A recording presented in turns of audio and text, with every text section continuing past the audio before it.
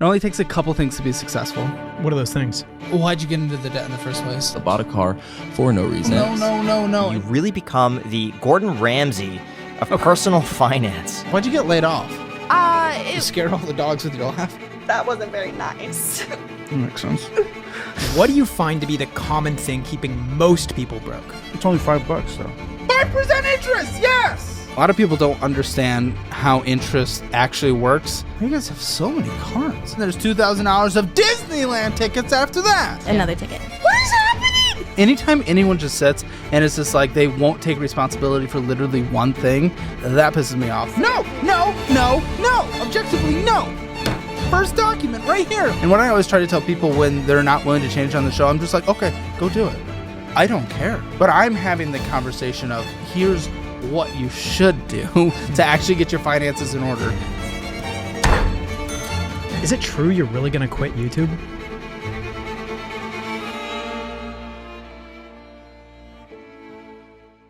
Caleb, thank you so much for coming on the Iced Coffee Hour. Really appreciate it. Thanks, guys. Welcome back to Austin. I always love having my dudes in town. Thank you. We always have a lot of fun. And it's interesting because over the last year, you really become the Gordon Ramsay of personal finance. Sure. And I'm curious, what guest have you had on that's made you the most upset? Ooh. Having the taquito man himself back, Britton Davey, coming on trying to pretend like the whole thing is a victim complex. Everything that, all the choices that he's making, anytime anyone just sits and it's just like they won't take responsibility for literally one thing, everything is against them and they have no control, which is his ultimate mindset and everything. That pisses me off. And that's what pissed me off about him. People can insult me all day. And he tried. People try. But that's what upsets me when people just refuse to take at least 1 ounce of responsibility. All right. Now, I'm curious, what is outside of someone's control that you think when they say that, okay, you know what? This person does have a point. Yeah, absolutely. I mean, mental health things is a huge thing, right?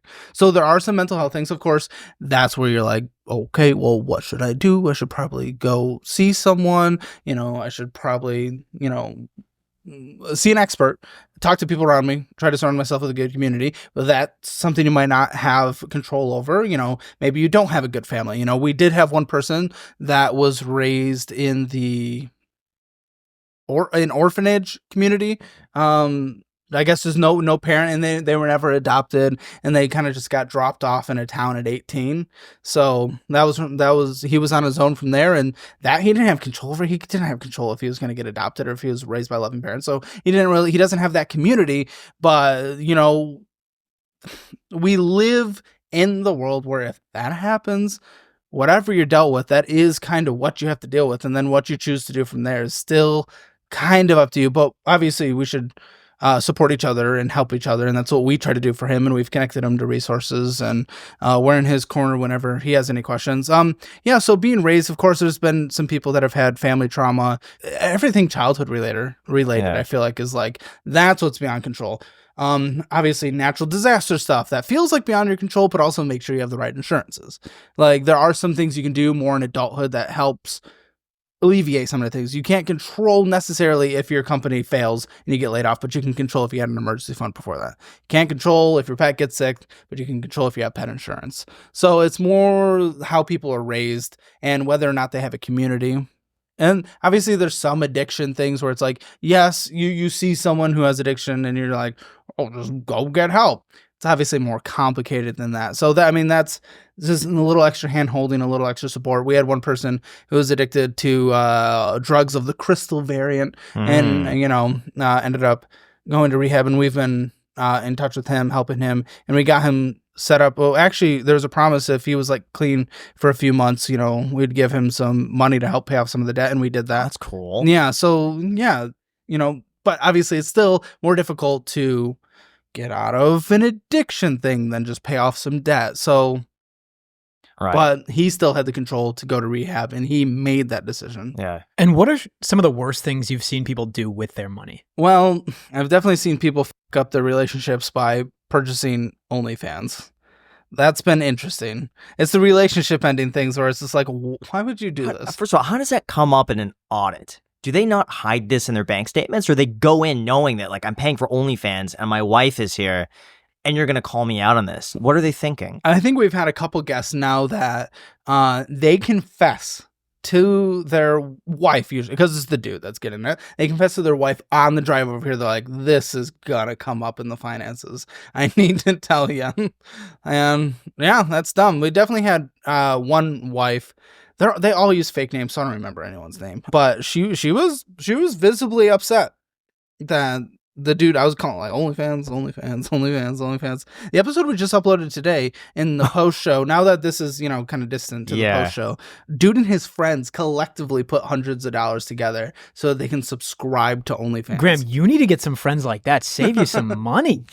I'm telling you, that's man. that's the way to do it. I didn't realize I could even do that. Yeah.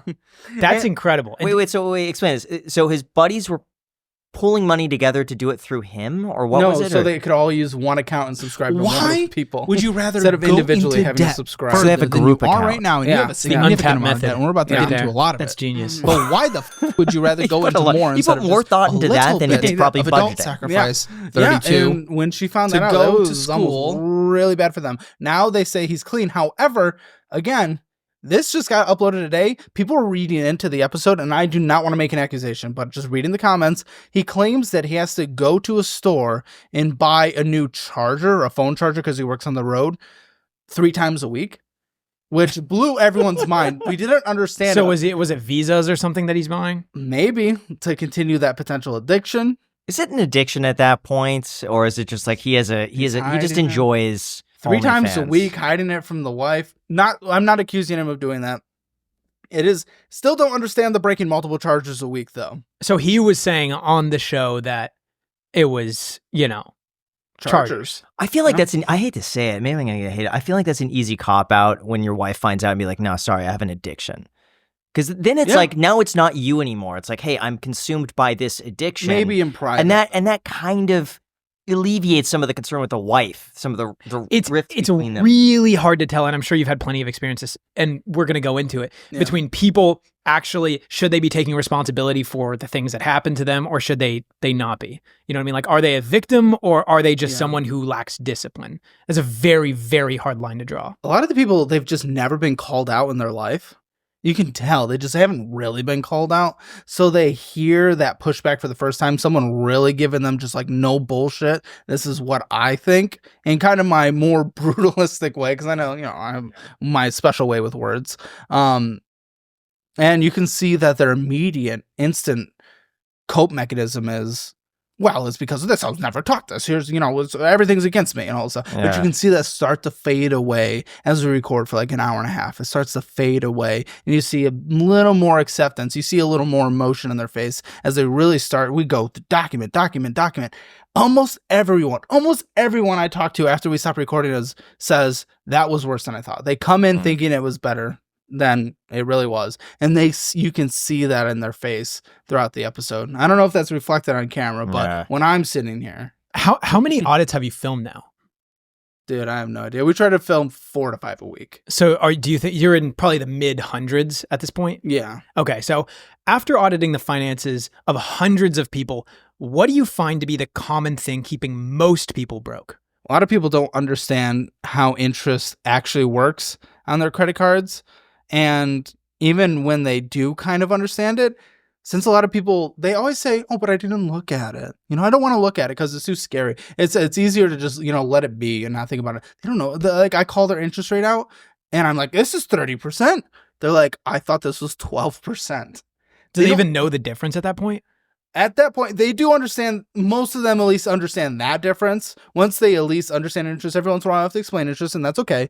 But that's definitely the common thread I see throughout is a lot of people want to bury their head in the sand because it just gets so scary.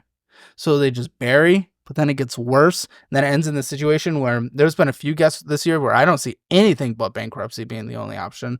And, those people specifically where I can't figure out anything on the basic level, we set them up with a financial advisor that we partner with. Well, that is definitely the common thread is they just put their head in the sand. They're scared and it just ends up getting worse. And then they have no idea how bad the debt even is.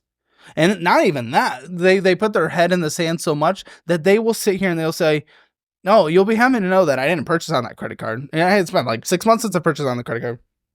I open it. There's like 5 subscriptions renewing. They have no idea.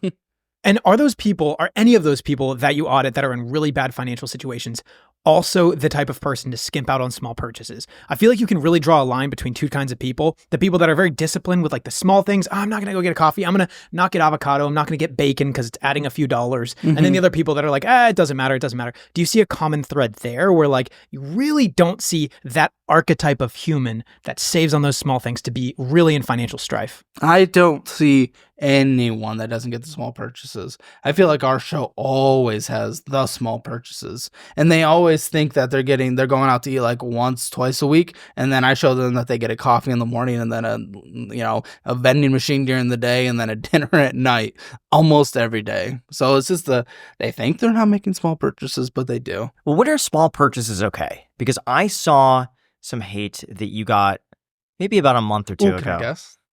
Spotify. Was it No. that? Yeah, I think it was. You told someone not to do the Spotify when they Premium. said, listen, it's like $9 a month or $11 a month. Yeah, it's like the yeah. only thing I enjoy. And you're like, no, you need to cut everything. You have no room for enjoyment. Yeah. Looking back, do you think that maybe there was some room for enjoyment or no? Like No, it's an all or nothing. I give people, Yeah. it's not all or nothing. I give people all the time some room. I gave the episode we recorded today, I gave her $20 a month for subscriptions. There are people that I do give room on when they have room. When people are literally going to potentially get evicted from an apartment because they only have $50 left after I give them the most conservative budget. If they have $50 left on a monthly basis, I think they can listen to ads. Now, I mean, do I care if someone gets Spotify specifically? No. It just becomes an example throughout where it's like, hey, we can sacrifice something. It's not about Spotify. Right. It's about the example of we can sacrifice. If they want to keep Spotify, they can keep Spotify. Yeah. I think your point that I actually agreed with was that they could get Spotify with the ads.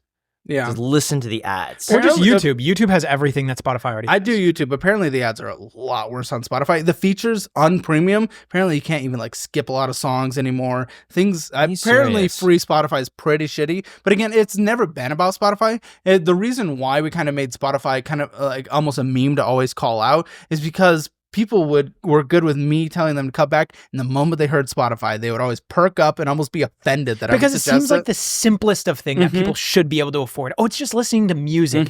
It's not even like television. It's just audible. It's auditory. Yeah. So I feel like really coming after that's like attacking what people like think as like a basic human necessity. But it's also cheap. When you think of over the It is. course of a month, if you're not getting much enjoyment anywhere else in life but Spotify. but it's more is giving expensive if you're paying interest on that because you're not paying it off and you're putting it on a credit But card. even paying 50% interest on $12 a month, like, isn't that bad in the big picture? Like if they work an extra hour at their job, it pays I for a month agree, of- but I think you would also probably agree with the sentiment that it's not necessarily about the $9.99 and the 50% of that, but it's the string of actions that Yes. follow. Oh, totally. Well, that's Absolutely. like the whole Yeah, mentality 100%. of the $9.99. Oh, it's not a big deal. Oh, the $3 Starbucks is not a big deal. Oh, this isn't a big deal, but it adds up. and that's why I push back on And that. that's why I find it really interesting that you rarely ever see people struggling that are the type to skip out on those small little purchases. Yeah. That's very interesting. No, we don't get those people because we only have people on that are struggling, and we never have the people who are trying to be frugal on small purchases. What have you noticed about human nature, not only auditing the finances of hundreds of people, but also just talking to 500 people that open up to you? Yeah, definitely some sense of entitlement. And I hate saying that word because a lot of it gets politically charged. You know, when you hear the word entitlement in our culture, it's, politically charged. But a lot of people think that they had a hard day at work and are entitled to pick up the meal. And sure, they can do it. And what I always try to tell people when they're not willing to change on the show, I'm just like, okay, go do it. I don't care. Go do it. But I'm having the conversation of, oh, here's what you should do to actually get your finances in order. But a lot of people, they had a tired day at work. Oh, maybe make it even more complicated with a little extra school, make it even more complicated by having some kids. And it says they deserve the sweet treat, all that stuff. And I want them to get the sweet treat. I want them to spend 30% of their money on their sweet treat once they're out of debt and have a fully funded emergency fund. But I've picked up on a lot of that entitlement, thinking that it's more of a deserve than let's just put in a little bit of sacrifice and then let's get all the sweet treats you want. So lots of Where does that come from? total guess. Yeah. But just based on how I grew up and based on the culture and probably the consumerism culture, median household income in the United States is, or our GDP per capita is double in the United Kingdom. So it's like we have that extra money more typically than those other countries to just go blow it on things. We see the commercials, we got everything. It's in our culture. No, you get the McDonald's because you want the ice cream, You get it. It's a nice day out. It's just the extra little things. Should have that yearly trip somewhere. Now, you know what? Here's the thing. If there's one thing I can't stand, it's wasting money. And we've all done it. We've signed up for subscriptions or things we don't need. We forget about it. And then all of a sudden, it starts charging you every single month. And you're just wasting it without even realizing it. That is when I started using our sponsor, RocketMoney. They allow me to see all my subscriptions in one place, cancel the ones I don't want to use anymore, and keep a lot more money back in my pocket at the end of every month. For those that don't know, RocketMoney is a personal finance app that helps find and cancel your unwanted subscriptions, monitors your spending, and helps lower your bills so you can grow your savings. Inside RocketMoney's dashboard, you can track all of your spending, create personalized budgets, and even get alerts if your bills go up or if there's unusual activity. RocketMoney will even try to negotiate bills for you. They can automatically scan your bills to find opportunities to save, and then you can ask them to negotiate them down on your behalf. They'll deal with all the customer service back and forth and hassles so that way you don't have to. And guys, this sounds crazy, but RocketMoney has over 5 million users, and they've saved over $500 million in canceling people's unwanted subscriptions, saving members up to $740 a year when using all of the app's premium features. So don't wait. Cancel your unwanted subscriptions today and reach your financial goals faster with RocketMoney. All you got to do is go to rocketmoney.com/ice today. Seriously, guys, I use RocketMoney. I love it. I recommend it to everybody. They save so much money. It's like a beautiful dashboard. They organize your finances. I couldn't recommend it more. Try it out with the link down below in the description, rocketmoney.com/iced. Thank you so much to RocketMoney for sponsoring this episode. Back to the podcast. I feel really bad saying this. I genuinely do, but it's just my honest thoughts. So obviously, when we have a guest on the show, we research them a lot. So I was watching a ton of your videos. I'd seen a lot in the past, but I'm just like, I would say rewatching a lot of stuff. And I noticed I kept getting very, honestly, kind of upset, like a little bit angry, because a lot of the guests, like it would be rare for me to feel sympathy for them. And I know this sounds awful to say because these are people in bad situations. They're struggling financially. They're not coming from a good spot. But it seems like, similar to what you said, it's like, oh, because this, because this. And I'm thinking like, is there no sense of personal responsibility for How people? far did you make it in the episodes? I'm curious. I mean, your episodes are long now, like They an hour are. and a half. So I probably watched 6 episodes all the way through. All the way through. Did Yeah. you see towards the end, though? I feel this doesn't happen for all of them, but a lot of them that I see these days, they really start with that. Because, again, they've never been pushed back on. Also, they've never been on camera. They're literally random people off, they're in the audience typically. I do notice a small resolve at the end after resolves. being berated, for like an hour on their finances. Well, it's because, again, they've never had it. They also just... We do story times and stuff and, to get more context on their life. But once you start getting halfway through the document pile, it really starts to set on them how bad it is. Worse than they thought it was. And we can see it after the show. And then we film the post show. And that's an extra 20 minutes. And you can just see, they're just like, oh, I can't believe how bad that was. I had no idea. So would you find yourself being sympathetic towards the guests that you have sometimes on your show, or what's the general, how do you feel about it? Yeah, well, definitely more sympathy towards the uncontrollables that we talked about earlier. The uncontrollables, absolutely. Lots of, definitely sympathy towards them. And then, usually we give them an extra helping hand. But sympathy of, I can't get Chick-fil-A after work. A little less.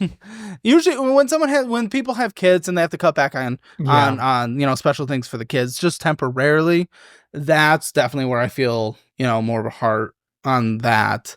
But when it's just a single person just trying to really grind it out for like a year, that's hard for me to. Actually, I have less sympathy when we get to the end, we make a budget and they have thousands left over. I'm like, this is just there's no reason to be in this kind of debt. You could literally fix this in a few months. And we recorded like 4 of those in a row a few weeks ago. And I was just like, I had no sympathy at the end. It's like, dude, just fucking do this. This is the dumbest thing in the world that you're not doing. How long does it take to break through to people? And what do you have to do to get to that point? I start to see it at about 45 minutes into the Is episode. there anything you're doing in particular, or it's just like, you gotta like keep like chipping away, and then 45 minutes and they break down? That seems to be the philosophy. You find the things to relate. to them. I learn more things about their family, more things about their personal life, and you can start relating things to it and the consequences of their actions and who they might be affecting. If I learn they have a kid, I demonstrate that older kid's going to feel morally obligated to take care of them at some point if they don't actually get their shit together now, because I don't think any of us would let our parents literally become homeless, if they don't have retirement. But we didn't choose to come to the world either, so it's like, why put that on your kids? So I find something to relate it to, and then chipping away, and usually about 45 minutes in, we're most of the way through the documents, and that's where the numbers really start to stack. So I think it's just all that becomes a little overwhelming, hopefully, and you start to see some emotion, and they even get quieter in that moment usually, and that's when they start to be more receptive to things. So what are the items that are keeping people poor the most that you notice? Definitely car loans, big car loans on the show. Some of our, biggest moments are big trucks, big American manly trucks, or someone, they have their Ford F-150. Yeah. At a, 7-year, 8-year loan, 25%, so that they can pick up groceries twice a week. I saw a video, and this is real. This guy got a Lamborghini Gallardo, and he went through his expenses on here's how much it costs to buy a Lamborghini Gallardo. Great car, by the way. Fantastic for resale value.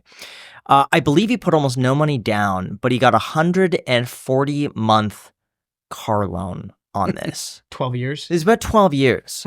And I was thinking, the average auto loan rate for a used car that's that old, because these cars were built from 2004 to I think it was 2012, something like that, give or take. But for used cars over 4 years old, the interest rates have to be minimum 7%, at the lowest. And I was doing some backwards calculations to figure out how much he's paying in interest over those 12 years. It makes no sense. But I want to get that guy on the show. But he has the car. He has the car. The thing is, he seemed like a really bright, smart guy. Okay. That was the one thing that maybe he got a me super for good loop. rate somehow, though. There's no way you're getting a better than 6% on a 12-month. It's impossible. Yeah, that's crazy. Should get him on. That would be interesting. Yeah. I always wondered, it would be kind of cool rather than people that apply to go on the show. You just go on the street and just go up to someone working a McDonald's job or something like that and just approach them. That's so hard. Because that's a little bit more true, I feel like. Yeah. Well, I mean, that would be. I mean, it is all true, but it's just, I don't know, because people get on such a big, there is a bit of a moral dilemma. Yeah. We want to make sure that the people coming on, the amount of onboarding they come on before coming on the show, but we couldn't do that with someone on the street, Right. So, but it makes sense for you not going up to random people, just given the audience size at this point. Yes. Where do you draw the line between people who think that you exploit poor people versus offering true criticism and helping them with tough love? With the amount of times that we have on phone calls with them, a onboarding video that's sent to them before they come on, an onboarding video they're forced to watch in the green room before they come on, the amount of stuff we say, hey, dude, you're about to get shit on in front of a bunch of people. Don't do this if you don't want to do it. We won't be offended. Don't do it. Tell us now. They get that chance 5 times before they ever come on. And that's why we actually have a lot of people cancel right before, which is okay. What percent would you say cancels? We put 4 on the calendar a week. I'd say 1 cancels, 1 to 2 a week. Yeah. So how many people apply towards how many people actually get on the show? Now we get a lot more applications because we're targeting our audience on TikTok and Meta. Yeah. So, but that's specifically targeted at our audience still.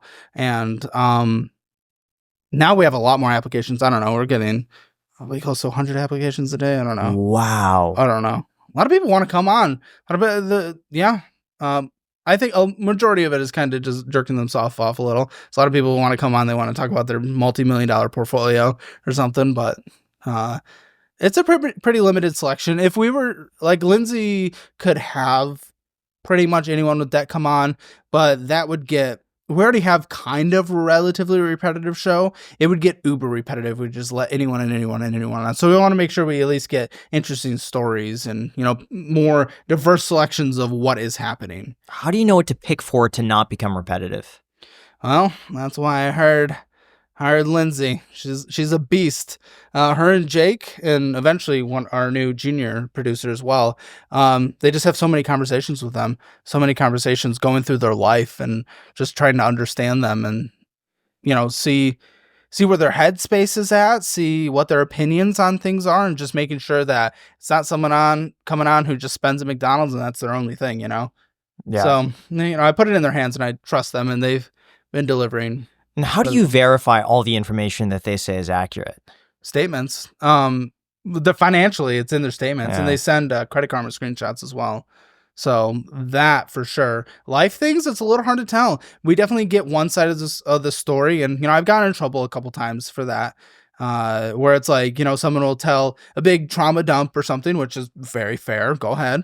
And I'm like, instinctively play devil's advocate of, well, we're not hearing the other side, so I just want to be a little cautious. But then, it's almost like, am I denying someone's experience? That's kind of what I heard a few times. So I don't know. It's a little difficult, but we can't verify that stuff's true. 100%. That's fair. That gets dicey. On the topic of credit cards, do you think the average person uses them appropriately, or would you say, for the most part, it's just a bad The thing? average person? Yeah. Ooh, dude, I don't know the statistics around this, but I guess we know the median balance is in the thousands, right? So I'm sure the average person. Oh, the average credit card debt right now, I think, is like $6,000. It's like $6,600. The average person. Average. Yes. So is that the average credit card debt, and then that's you put that so you divide by 330 million or whatever? Well, not everyone has a credit card. I know. The average person with a credit card has a balance of, I believe it was $6,600. I did a video similar to this about like the American debt, and the savings rate is 3% right now. For the average American, 3%. And if they're making $65,000 a year, they're saving like $2,000 a year, and they have a credit card balance of $6,600. There's no way to pay it off. Yeah. You physically can't. It just doesn't work. Do you think then that it could be irresponsible to advocate for credit cards for something that generally is bad? I don't know, man. That's kind of the same thing as just like, someone could get addicted to that coffee right there. I don't drink, but I don't care if people drink. Like, someone could get addicted to it. I don't know. That's why I always just say use credit cards only if you're a credit card person. If you can demonstrate that you can budget and pay your bills correctly for at least a quarter, then maybe give yourself like an intro credit card, right? Really got to do it safely. It's a tool, but just like any other tool in construction, dude, you can get your head caved in. So just got to be safe. I don't like super advocate for credit cards. I wouldn't say either. I'm not even, dude, if you looked at my wallet, you'd be so bored as like a credit card person. I'm like nothing. I got like just a couple credit cards that make sense. Business credit cards. It's just like, I'm not a super big advocate. I like them because I can utilize them and I like to finesse a little, but I'm not like, go get a credit card, go get a credit card, but credit scores. I know our boy Dave he doesn't think credit scores are the biggest thing in the world, but underwriting, you really got to find like the right institution for that. It definitely becomes less convenient, especially for apartment hunting. Yeah. So, then again, maybe I am advocating for smart credit card usage and training from parents to kids so that they can build a good credit. So when they go to lease their own place without any roommates or co-signers or whatever, that they're able to get it. So, you know what they're going to do at some point? Because I have a feeling that credit card usage and interest rates are going to be an issue over the next probably 10 years in terms of like Congress and senators, and they're going to look into this. I have a feeling at some point they're going to mandate credit card companies require a test before you get the credit card. Interesting. And just basic, like, is a 24% interest rate when you have $1,000 debt? What is that? And you have to like select the dollar amount. Or like, is your credit going to take a hit if you don't pay it off after 30 days? Like all these questions. And if you answer like 5 questions correctly, like basic beginner level questions, then you get the credit card. Because they do that with stock trading. When you sign up for Robinhood options, you have to answer a few stupid basic questions that a monkey could answer, but they're questions. At least it's Robinhood. Hey, we did our job. We did something. I think a credit card should do that if people are taking out loans. I remember the one that you had on your show didn't understand what the credit card interest rate was and thought that was her limit, or there was like a weird one like that, right? Yeah, probably. She just like didn't understand what it was, like the 20%. She's like, oh, I thought this is like how much I could spend. A lot of them, they think their 2% cashback is beating their 30% interest. So like, yeah. For the average viewer out there that's trying to improve their finances, what are some things that you would just generally recommend for them to be in a better financial spot? Just to start with just the basic budget. Literally any budgeting app. I have some preferences, but literally any budgeting app. I have an extra preference towards simpler budget because you just got to do the simple things. That's what a lot of people fail on. Is a lot of people try to get the crazy spreadsheet. A lot of people try to get the, download the you need a budget, and then it's like a trillion billion things. Literally just the basic start of setting up the budget, understanding just what your even income is. People can't even answer the damn income question sometimes. And then just understanding what's going out. It always blows their mind when I tell them how much they're spending versus how much is coming in. They have no idea. So literally just creating that simpler budget. That's why I made the Simpler Budget app, just for the basics, for people just getting started, want to change their life, take control from the first time. It's just that basic thing, dude. Starting with the budget. From there, then it's just the foundations, right? What are the goals you're trying to hit? Got to get that emergency fund. Or are we trying to pay off high interest debt? What's our life situation looking like at that time? Do we need to make sure we have a little extra cushion before paying off that debt because we have kids? You go from there, but you got to start with the budget. People just don't know how much money's going in and out. I remember back in college, I did this where I created a mock budget for a fake family that lives. It was a husband and wife, or boyfriend, girlfriend, whatever, two people, and they have a child, and they were affording a car, gas. I allocated a budget towards rent, towards X, and I found an actual place, everything, even childcare. I got the average healthcare costs. I got food budget costs from the census, everything. And they were able to still save, it was like $5,000 a year, which is a pretty substantial amount. And that's not accounting for any growth in income, just working standard hours. And I remember I got in college when I did this presentation, so many people were like giving me backlash from this. But it's so weird. It's like, am I then supposed to instead say, oh, if this is your situation, you're screwed? There's nothing you can do. Yeah, I know. You know what I mean? It's like, okay, well, if you do the right things, then good things will happen. But the only other thing, the thing that people want you to say is that, oh, there's nothing you can do, you're screwed. I mean, that's definitely easier. It's to put the head in the sand. It's easier to assume that everything's doomed and gloom. Why work?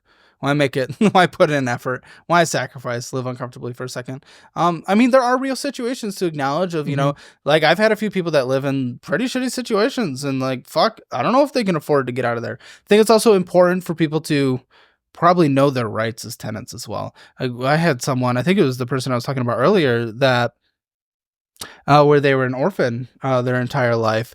They live in a place where like you literally can't stand in the shower because you fall through. Like you need to know your rights and just talk. You try to get connected. I think we sent them links to pro bonos. Wow. People that would be interested in pro bono work, in that space. So it's important for people to know their rights as well if they are getting fucked. Because there are situations that are fucked. Just know your rights. There's laws in place for a reason. So a lot of people just don't know. What do you think about cash stuffing and envelopes? For some people, they need that little extra help. If it's digital, they can't track it. For me, I can't track it if it's cash. I need the digital number. If $1 goes down on my bank account, I'm like, ooh. But if $1 goes out physically, I'm like, oh, it doesn't exist. But yeah, some people, like if it's digital, they have no control. So envelope systems been recommended a few times on the show, quite a few times. But what do you say to the people who want to get a side hustle? How often is it actually worth it? It's worth it it's really worth it when they don't have that wiggle room. On the tightest budget, no Spotify with ad free. Even with all that, they only have $100 left on a monthly basis. And like mathematically, it's going to take them 10 years to pay it off, or they could go through bankruptcy and then it's on for 7 to 10 years. It's just like, okay. At that point, if they can literally bring in an extra $500 a month, I could like more than double their progress towards paying off debt. What do you think is the best side hustle? I mean, I just recommend people getting a job as quick as possible. I know during the pandemic, there's some, Uber Eats and Ubering was pretty good. It's not as good anymore. It's a little hard. It's kind of, isn't it like kind of it's a low percentage that's actually making good money on it versus everyone else. Dude, I'm telling people there's a coffee shop up the street. I talked to the manager.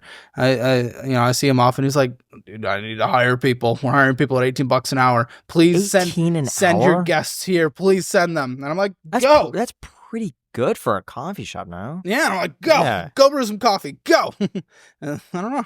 That's pretty good. And like they're desperate to hire people. They'll work schedules out. They'll figure it out. And if it doesn't work, it doesn't work. Try the place next door. Service is still backfilling in a lot of cities. Not as much as before. Interesting. But they're still backfilling. Yeah. I know tech's hard. You can't just go out and get a random like side gig as easily in tech or anything. But if you work a little service for a bit, that's not a huge issue. Anything with tips. Tips can bring in some really good money. Yeah. actually. Yeah, just ask a few questions and True. Flip this thing answer over a few real quick. questions, Yeah. How much do you tip if you go into a place like a Chipotle Chipotle where they make the food in front of you, but you're not sitting down and eating? What's the appropriate tip on that? percentage. Coffee shop, I always give a tip. Food delivery, always give a tip. Restaurant, I Yes. give a great tip. Yes. I give 30% at restaurants. But for like whatever Chipotle, But like a fast Chipotle? casual sort of dining experience, because it's not an 18%er because does it you're make not. you tip at Chipotle? The way I see it is it's dependent on multiple different variables. If they have good service, then I'm tipping. But also, if they flip that screen over and the first button is 20%, that makes me upset. Is it that's ever fair. 20%? Yes. I always see Yes. 15. No, as the no. minimum. A lot of the times they'll flip it over, and the first thing, the lowest you can tip is 20%, and that will What? make. There's that- always an other button though.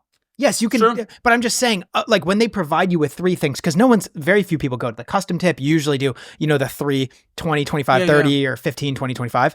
And if it starts out at 20, then that, for some reason, I don't know, I'm thinking to myself, like, that's what a lot of people tip at restaurants. And I would say there's a big Yeah. delta between, the service that's provided at a restaurant versus taking an order. And obviously it gets split with the chefs and stuff like that. I mean, there's like kiosks and stuff when I go to like a concert and I get like a little snack there and it's just I pick it up from a roller. Yeah. And then it's asking for a tip. I punch that no tip button. Yeah. Because nothing was done there. I didn't see human. I didn't even see someone.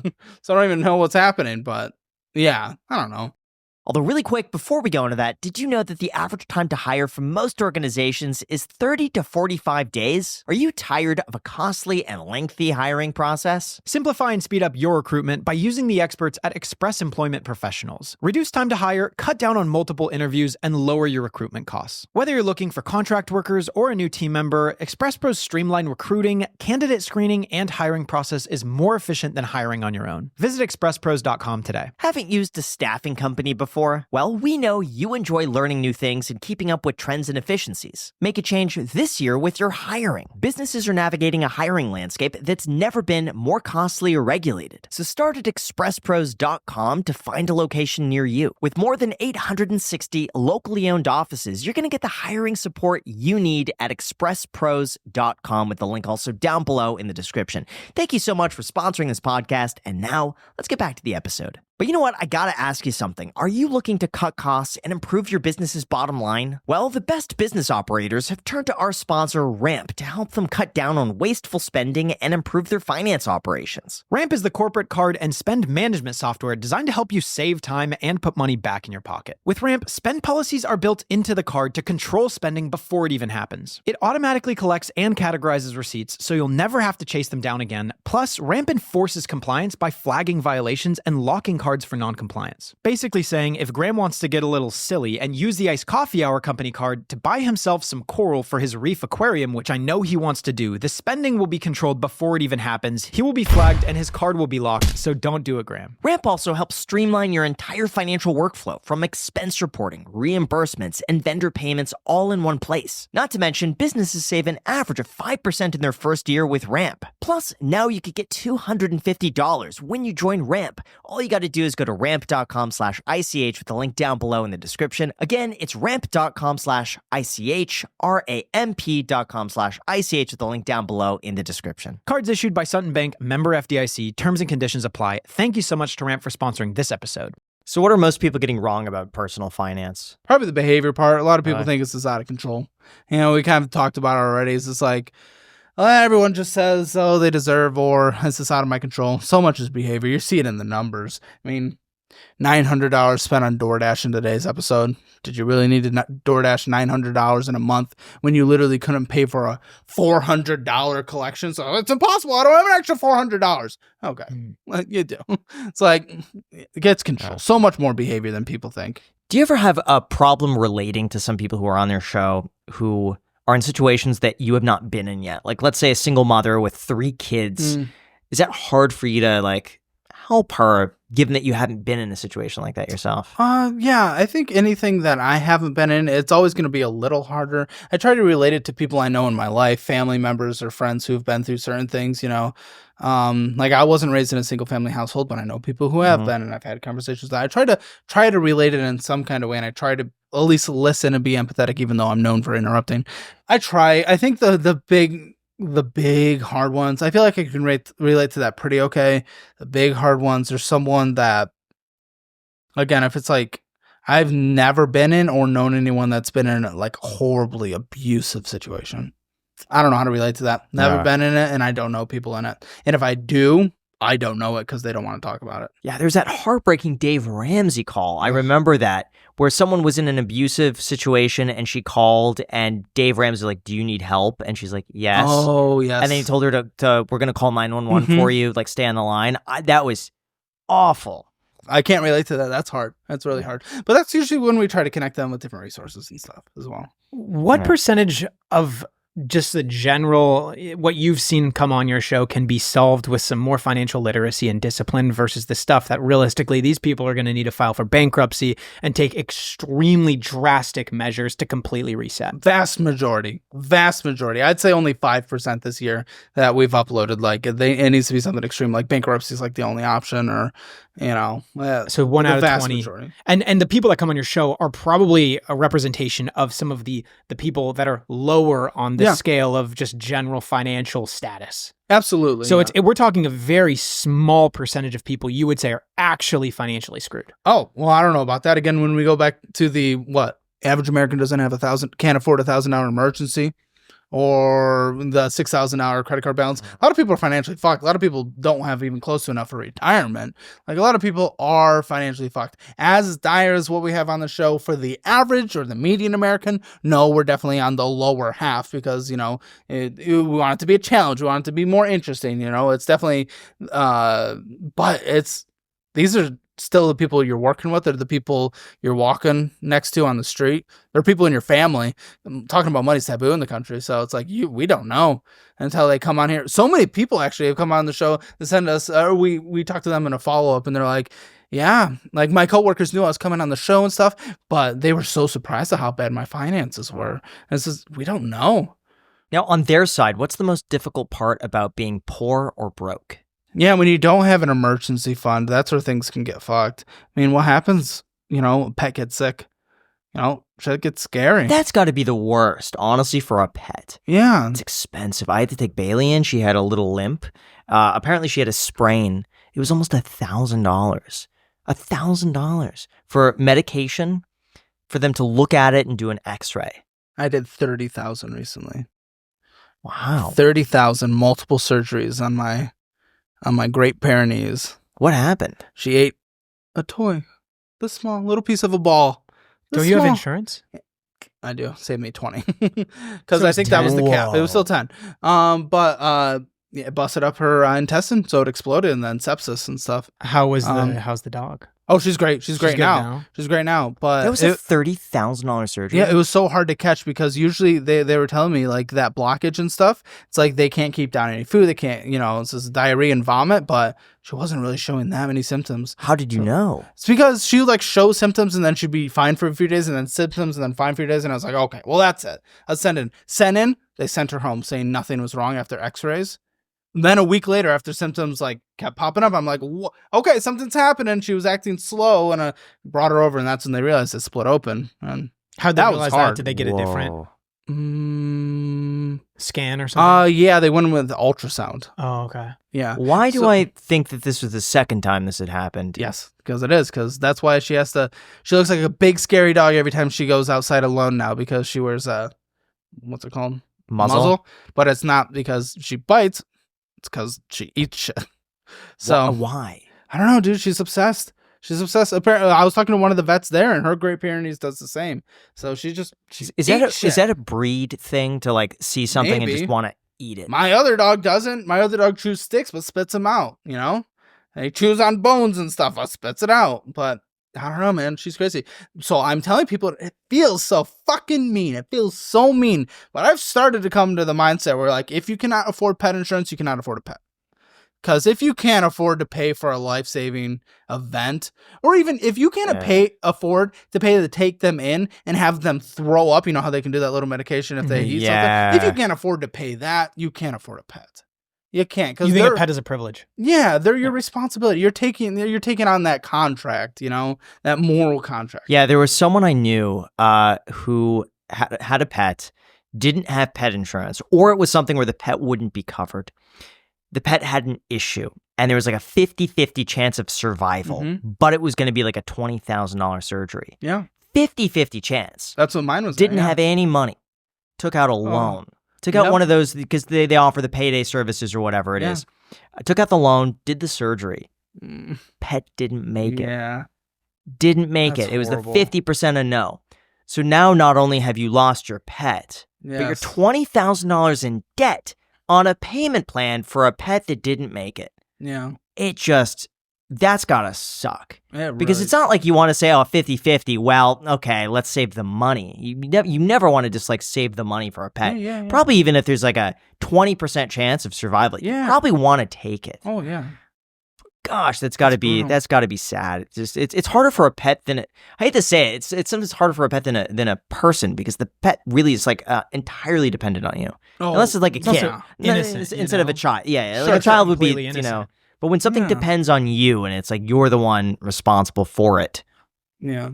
I used to, one of the, I don't really, get on like Reddit or anything anymore, but one thing I used to see back in the day, people just kept saying, Caleb yells at people for taking out credit cards to save their dog's life at the thing. And I don't think I've ever yelled at that. I yell at the fact that they take out the credit card to, do the vet bill, but then they go and blow a shit ton of money on fast food instead of paying off the credit card. It's like I never understood that criticism. Never yelled at them saving their pet's life. I'm yelling at them not paying off the card. Do it. If you don't have an emergency fund, do it. I would do it. But pay it off. Sacrifice for a bit and pay it off after you do it. How much is pet insurance? It depends on, the breed and age and stuff. Both of my pups are I think $35-$40 a month. That's not bad at all. That's not bad. Well, I got them young and healthy. Oh, okay. Before she started going crazy with her.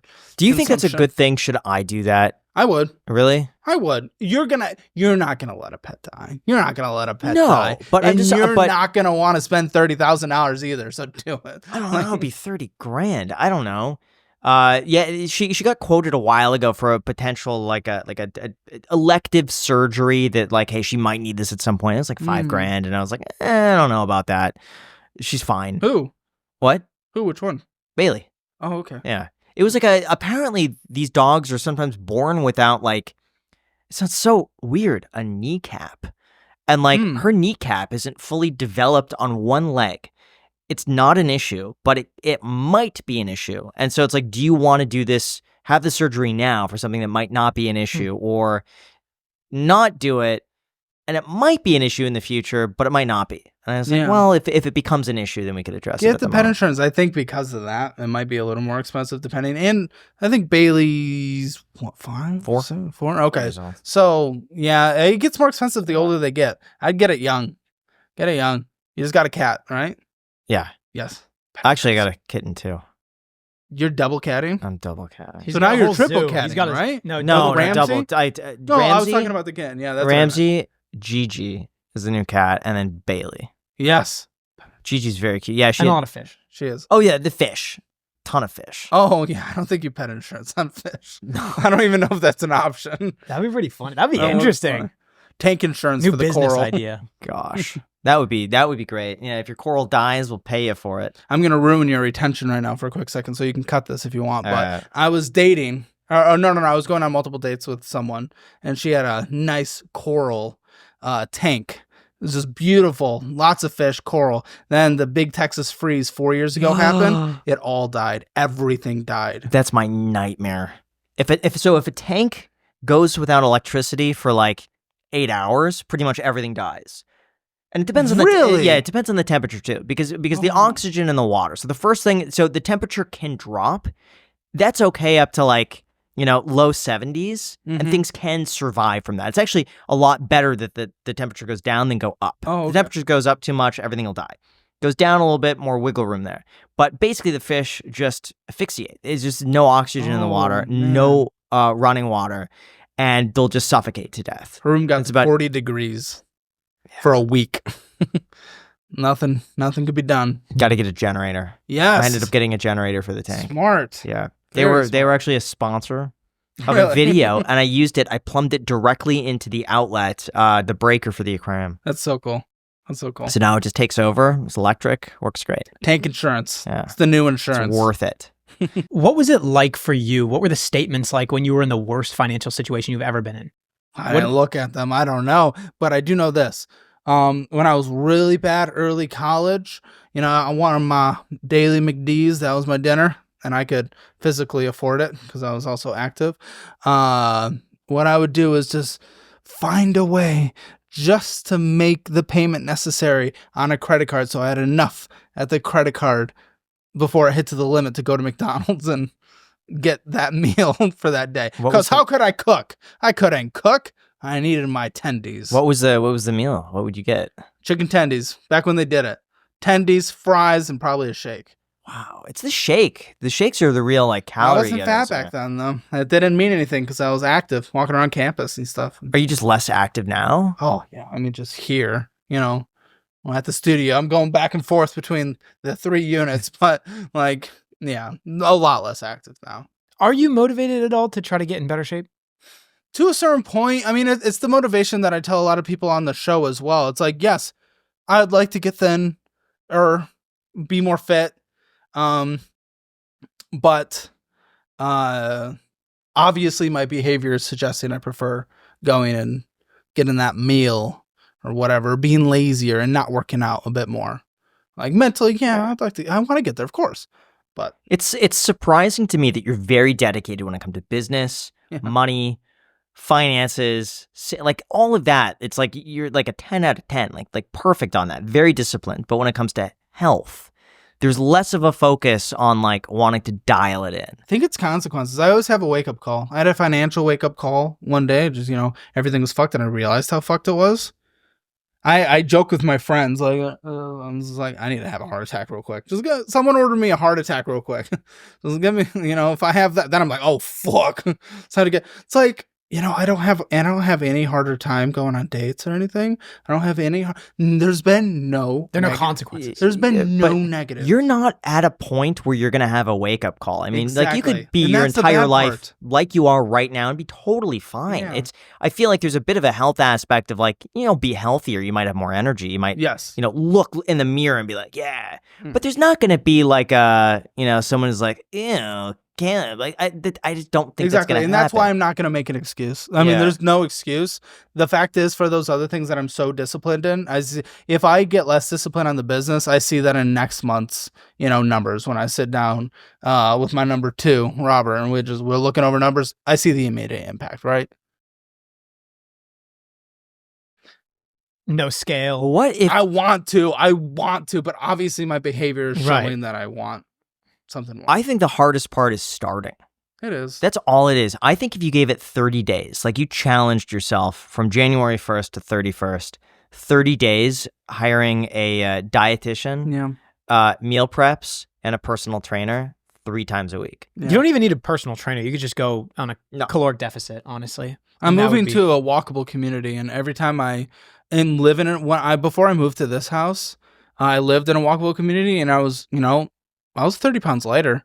I went on walks every day with the dogs. Now that I live in I love my house, but I just live in a suburban neighborhood, no streetlights, no sidewalks. It's dark when we get out of work in the winter, because people refuse to keep permanent daylight savings time. And it's just, I don't go on walks or anything anymore. I would like to see you get in really good shape this year, Dude, because we've almost done like an audit a year between you and I. Going on, and I'll find something. We could fine tune it a little bit. I think the first year was getting you off the franchise. We did that. That restaurant, man, it is as successful as ever, though. That's okay, but look at you. I think you made a better decision. Probably. I think you are the winner here. But I will say there's something beyond money that I've noticed a lot of really wealthy people are now gravitating towards getting really fit in shape, because that's something you can't really buy. You got to think of all the billionaires now are all doing the thing where they're all getting jacked with 6-packs. Mm-hmm. It's the one thing that they are. it's now becoming the ultimate flex to be like in your 40s and 50s, but chiseled. Yeah, absolutely. And I think that could be next for you because you've definitely done well in business, as we're about to get to in a little bit. So keep watching and like and subscribe if you haven't done that already. I mean, the world to us. But I think Remember when I beat now you that guys you've to 1 million subscribers? Yeah. That was fun. yeah, we don't think about that. Okay. But now that you've done well in all these aspects, I think the next thing for you would be fitness, just dialing it in, and you might command a little more authority with guests. Being like, hey, That might I be did bad. Yeah, I don't know if finance. that's a good thing. Like having a You think you jacked think- rich guy, Yeah. like Chad. yeah, just, or like talking. 12 employees like yelling at you. I feel like that's that's a Yeah. different, you know. Honestly, I mean, I can tell you guys, I have not talked about this on the show. I do hear that. I really do. And I know that's something that at some point really does need to be taken advantage of. Yeah. One thing that has just like awakened in me this year that I almost feel like I'm falling behind in life. I want wife. I want kids. I've never felt that in my life before. I've always joked about How it old are on you this now? show. 29. I've always joked about it on the show, but for some reason, something this year, I've like felt like I'm like failing. You're having a lot of couples on Why? the show. Do you think I that am. could have anything to do with it? Dude, imagine Maybe. just like the subliminal messaging is It coming might out as be. Caleb's guests come on the show. I don't know. Couples. Now, it doesn't that It's been really weird. Is It's it been because the really weird financial in my life. success? I don't know. I do have financial success. I have business success. I have no one to share with. I don't go to home to anyone. I don't know. Like I feel like I'd like to pass it along. I don't know. Dating's always been easy and fun, and I love going on dates, and I go on a lot of dates, and I don't know, but there's that. I feel like that's a big missing chunk. And my family was in town this last weekend, and I got the most thoughtful, amazing gift from my mom of a photo album. I've never had one before, and it showed my entire life. And I saw my parents with like 7-year-old me. No, 10-year-old me, and they're my age now. The age I am right now Wow. had a 10-year-old me, and I'm like, what the fuck am I doing? Yeah, but you wouldn't have been able to do all of this with a 7. I It would know. yeah, that would have been an uphill battle. It could also be part of the holidays. You know, a lot of people feel like around You the know, that's true. holidays. I I've been think feeling January it this year, 1st. though. Yeah. It's been building up this year more than ever before. Like I've, felt like, oh, it'd be nice to have a girlfriend before, and we've joked about that and stuff. I've never felt the way I feel this way. Man, I'd give it 5 years. Like you want to make sure the person that you end up finding, like you give it sure. a few years with them, and like a few years just you two, because once you have a kid, it's like you can never undo that. Yeah. You know, there's always going to be a kid no matter what. Like your life will change forever because of that. Like there's no going back. And so like I think it's better to live it up now with someone else. I'm And curious. are you a single little guy? Yeah, I'm a single little guy, and I'm feeling a little bit of the pressure too. I just turned 26, and I'm definitely like once I hit that age too, I'm like, okay, like I'm past the first quarter of a century. Yeah. I feel like I should probably get on it. But I'm curious for you, what were you looking for previously? Just to go on casual dates and have fun or whatever? Yeah, I enjoyed casual dates, and I'd be okay if a relationship happens here and there. Just I never really took it like super seriously. What's preventing you from getting into a relationship now then? I guess nothing's preventing. Really busy with this job because this job doesn't just exist here. It exists when I go home. I'm also beat afterwards because we do so much more than just filming the show. Now it's a full-fledged business, and also just I love spending time with the friends as well. And I don't know, it's a busy life. And Is that I really guess what I it just is? have- Is being busy? I think so. Yeah. I mean, I go on the dating apps. I try to ask some people out in person as well, which is risky. But yeah. Dude, I would give it 5 years. Unsolicited Graham advice. Just head down, buckle down, 5 years. You'll You be told me- 34. Yeah. You What'd I told say? me a few months ago to just like not even go on dates anymore. Yeah, I think I said that. You said it was just like too risky now. Yeah. I think Which for everything that you're building, Makes me I think, extra nervous. but I sometimes. also think any distraction is a Oh. bad thing from taking your eye But off. what's the point of this, right? What is the point of this? I It's don't. sh- I don't short. see- I think it's a short-term sacrifice. 5 years. We're not Okay. talking about a 30-year Graham, career. I'm here. just saying, What? just to give him a little bit of credit. Yeah. You have a certain goal and future idea of what you want your life to look like. And maybe Caleb has a completely different dream life down the road.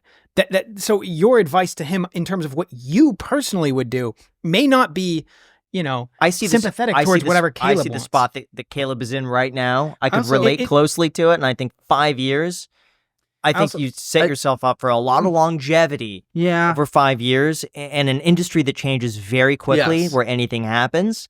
I think 5 years solidifies yourself as a paramount person in this space in such a way where you're going to slowly over time remove yourself from the business. Like, it's not going to be Caleb Hammer show indefinitely. It's going to evolve. See about that. I think it's going to evolve. You're slowly going to remove yourself and be more of an operator and investor and all these other things, a business owner. And then I think that's the appropriate time. And hey, if someone comes along, I'd be receptive to it. But I don't think it's necessarily a good thing to go out there and, unless you enjoy it, unless it's something you love doing. I love going on dates. Then keep doing that. I like going on dates. Keep doing that. I'll give you two things. Yeah. One, just saw my parents, right? I want my kids to be able to grow up with active young grandparents. I want them to be able to experience grandparents. But and two, especially more these days, you tend to date more 1, 2, 3 years in your range. It's not the 1950s anymore. If I'm 35 dating my range, talking about the biological clock, if we're just being purely realistic. I know modern medicine's great, but there is that. It's what a lot of people fear. I don't have the biological clock, but a lot of people I talk to fear that. And if I'm waiting 5 years, and if I'm 35 and I'm married to someone, let's just say on the young end of 32, that's probably ticking in their brain. Don't date someone who's 27. That's probably ticking in their brain. Well, Twitter would be up in arms. I don't think they would. I don't think anyone. I don't think anyone cares. I don't think any real people care. No, real people don't care. Terminally online rage bait, absolutely. But, I don't know. It's just, I don't know. It's something that's been weighing on me a lot this year. But before we get into that, let's talk about rent for a second. Isn't it crazy that it's probably your biggest expense and yet you get nothing in return? Well, all of that changes with Bilt Rewards. Bilt is a rewards program that lets you earn points just for paying your rent. That's right. Every month, you'll pay your rent just like you always do, but now you'll actually get something back. There's no cost to join, and as a member, you'll get to earn valuable points on your rent and even on your everyday spending. These points can then be transferred to over 500 airlines and 700,000 hotels and properties worldwide. You could also redeem points towards future rent payments or unique experiences that only Bilt members could access. So if you're not earning points on rent, my question for you is, why not? Start earning points for the rent that you're already paying by going to joinbilt.com/icedcoffee. That is joinbilt.com/icedcoffee, and make sure to use our URL so they know we sent you at joinbilt.com/icedcoffee to start earning points on your rent payments today. Once again, you're already going to be making these payments. May as well get something in return. Thank you so much to Bilt for sponsoring this episode, and back to the podcast. It's 2025, and you're probably asking yourself, how do you make this year different? How do you finally build something for yourself? Maybe you've got that business idea you've been tossing around, but you have no idea where to get started. I get it. It can be very confusing. Thankfully, though, that is where our sponsor, Shopify, is there to help. Shopify makes it incredibly easy to create your brand, open for business, and get your first sale. With thousands of customizable templates, you can get your store up and running with no coding or design skills needed. It's literally drag and drop to create your own business. Plus, Shopify's powerful social media tools connect all of your channels, making it super easy to create shoppable posts and sell wherever your customers are scrolling. And it doesn't stop there. Shopify handles all the nitty-gritty, from payments, shipping, and taxes, all from one single dashboard, so you could focus on actually growing your business. That's why you shouldn't wait. Imagine looking back a year from now and wishing that today was the day you started. Make 2025 the year you finally did it. So sign up for a $1 per month trial at shopify.com/ICH, all lowercase. Once again, that is shopify.com/ICH, all lowercase. You could literally change your entire life with a $1 per month trial at shopify.com/ICH. Thank you again, Shopify, for sponsoring this episode. And now let's get back to the podcast. So what is it that you want out of life? Like your dream, perfect, how's this all look? Dream house, wife, 2 to 3 kids, 2 dogs, 2 cats, 2 cows. That'd be cool. How much walkable money? community. Like, how are you affording this? Where's the money coming from? I could retire right now. I could retire and live a good, happy, upper middle class life. So technically speaking, the only thing that you can now optimize for, if you want to achieve that exact dream that you just stated, was you need to find a wife and 2 cows. Yes. And 2 cats. And 2 dogs. I have 2 dogs. Yeah. Yes. Yeah. I mean, I guess I could do the ultimate stretch goals, build the business. I like building the business. Building the business is fun. I'm competitive with myself, right? So I like building the business. That's another part of life. So that would be another thing that I'd like to see. It's not about the collection of all the wealth. It's like, I just love this. And I love, you met so many employees today, It's cool. Mm-hmm. It's fun. I love I'd come working here with these just to people. hang out, honestly. Just to chill You have during a the day. very good Yeah. work environment. Well, thank you. It's I fun. can't wait for you guys It's to see the fun. new place. It's lighthearted. I like it. In terms of your work, in your perfect sure. schedule, how often would you be at the office? 9 to 5, Monday through Friday. And I do love the work. It is fun. And how much would the house be? How much money? Yeah. The house I'm getting right now, I think, is my perfect house. Really? It's in a walkable community, and I value that more. I didn't realize how much I value that more than almost anything. I want to be able to walk to the pub. I want to walk to the grocery store. I want to walk to everything, but it's also quiet. It's safe. It's just cute. Great parks. How much money would you need to support your lifestyle, your kids, your wife? Would she be working? Would she not? Dream. So she could do whatever she wants, but dream. I mean, I'm pretty close. I think I'd be able to pull off 300 a year now. Pretty Do close. you think that's how much it would cost? No. You think more? Yeah. No. We would be beyond comfortable with that. I could do less. I could do 2. With 3 kids? I guess I haven't mapped and a the nice kids. house? I haven't mapped the kids yet. I guess I haven't mapped the kids. $30,000 a year per kid. What is that? The going? PBD was telling me $100,000 a year per kid. That's PBD's kids. He's worth I $500 understand, million. but okay. So if we're talking elite private school, after school activities, Well, I want nanny. I'm okay with public Yeah. school. I don't need to go. Like, hey, you're I didn't mind public school. You're going to state college. Like, it's like, I don't know. Okay, $30,000 a year a kid. I don't want them to grow up like super like privileged or anything either, like spoiled. And I grew up with spoiled, and I grew up with like a billionaire kid and millionaire kids who were also super chill because they weren't spoiled. I wouldn't want all that. I don't know. That's not my vibe. Yeah. So Not you my think vibe. 300 grand. Sure, yeah. it's hard for me to picture. I haven't Bump it priced up out kids 400. because that's not a realistic thing right now. I'm not. $400,000 a year. I'm not Let's popping just out say the kids. before tax, 400. It's hard for me to math it out. That's more of a security thing, less of a I want. It's more of a security thing because my life still, I think we talked about this last time, my life has not really changed since going on here. We're able to go to nicer restaurants, as the friend group, but I hang out with the exact same friends before as I did afterwards. Bought a Tesla, that was exciting. Mm-hmm. I don't know. It's like, I don't know. I guess that number's more of a security thing. I don't That's have fair. the I want. That's fair. Because I don't travel, Like, what do people do? They travel and they get on Oh, planes. there you go. How has your progress been? Because I remember that was a Nope. sticking point. You have a fear of flying. Nope. No, Hasn't it's not a really- fear of flying. What was it? It was the No, anxiety of being not in a having confined control. space. Not having control, yeah. The most extreme version of that anxiety is people are afraid to leave their house. I have the light version, right? I have the light version, essentially. Isn't that But that's where- agoraphobia? Yeah, so I have like a version of that, probably. I mean, that's at least what therapists have said. So that's like the light version, Are you doing anything to work on that?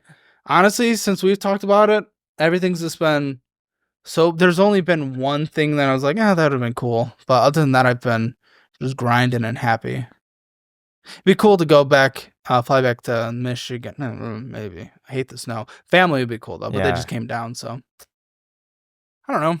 It hasn't been a big goal this year. You know I what- thought it would be, but it wasn't. You know what would change your life? Honestly, you get in shape for a year. Like you get jacked. And when you finally reach a milestone, like whether that be on the scale or like lifting a certain amount or something like that, you get on an airplane Okay. and you go back and visit your family. Yeah. I swear, man, that will change the entire trajectory of your life if you could accomplish those two things and make it your goal to get on the plane when you hit the goal. Or What? become best friends with Dave Ramsey and use one of those PJs. That's it. That's the easy way out. But you know what? If it gets you on a plane, Actually, one thing we thought Yeah. about doing for our paid our paid membership on our YouTube memberships is a vlog of us just renting a plane to fly up for like an hour and circle around Austin just to get on the plane, But but it wouldn't be like the full cost because this is circling. Mhm. But it would show that, oh, I can be on the plane, I can be okay. You know what you could do that would be hilarious? Instead of getting the private jet, you booking every single seat on the airplane, so it's just you. That would. How much would that cost? I don't know. It I would don't know be if less. It'd be more than a private jet. Probably. Substantially more. but I think it would be hilarious just to be you on the airplane. That's it. That would be funny. The whole thing is just you. We'd have to make it content. That'd be funny. You know what? I'm surprised, honestly, someone like Mr. Beast wouldn't do Hasn't that for a done that. short. Yeah. Buying every seat on an airplane. It or would be like logistically Iraq. challenging. Like, how are you going to find a flight that has no seats booked already? And You then, just book way in Oh. advance. Like you probably Yeah. like book a as year soon in as it advance. comes out, and like, yeah, Yeah. that's possible.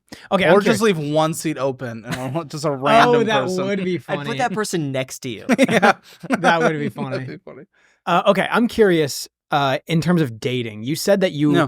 would go up to people and just cold approach people. Yeah. You're still doing that? Every once in a while, I'm not like a go to bar kind of person. Mhm. You know, when I hang out with my friends, we either like at each other's place or like at a restaurant. But every once in a while, you know, dog park, something like that. Tell me, how does that typically go for you?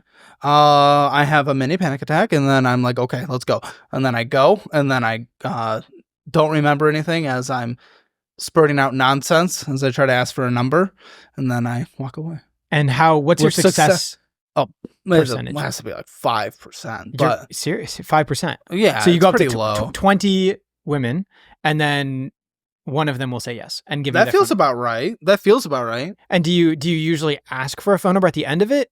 Yeah, or Instagram or something. Yeah, And 1 in 20 will give it to you. maybe I'm hard guessing on that. What do you think is causing that? Seems slightly low. I feel Yeah. like 30%. Well, it's a little awkward. I know I'm a bumbling awkward dude Hmm. when I'm in that situation, and I'm bad at I feel like the success rate would probably go from 5% to 15%, and that's just pure guess on both ends. But like if I did the whole conversation for 5 to 10 minutes and close it off with okay, I'm gonna go. You want to? And it's like that would probably be better. But I just kind of go up and I'm like, you're cute.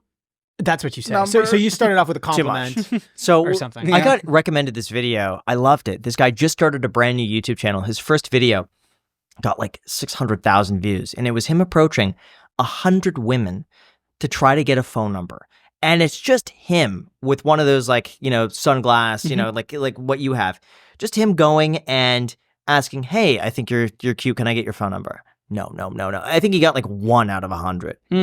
And all the comments were like, yo, you're doing this wrong. You should just like start small talk this and that. And they gave him critiques, and he went out and did it again. And he ended up getting like almost like 1 in 4 saying, Whoa. yes, you're getting a number. I think it was to agree to go on an instant date with him.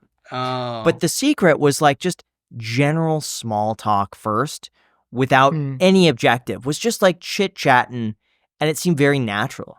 And like obviously you could tell he was awkward in the beginning, but you see his progress through like 1 through 20, and by 20 in, and he's doing this all in a day, like he's kind of warmed up, doing well, and just getting like instant dates, that's interesting. getting instant numbers. It's a lot of work. Yeah, you got to work on it. Just really practice it. Do you notice yourself getting better the more you do it?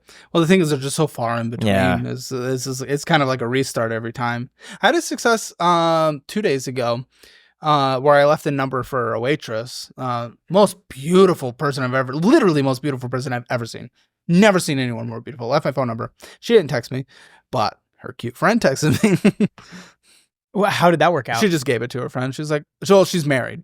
So she gave it to her Well, friend. that makes sense. And she was like, here's this guy. He's cute. And she texted me, and she's really cute too. You know what I would do if you're doing this? At least make content out of it, like for members or Oh, something like fuck. this. No, really, film it. Yeah, okay. That would be amazing to watch. I would love to watch that. Well, if you want to apply to be my wife and child bearer, go to calebhammer.com/onlyfans.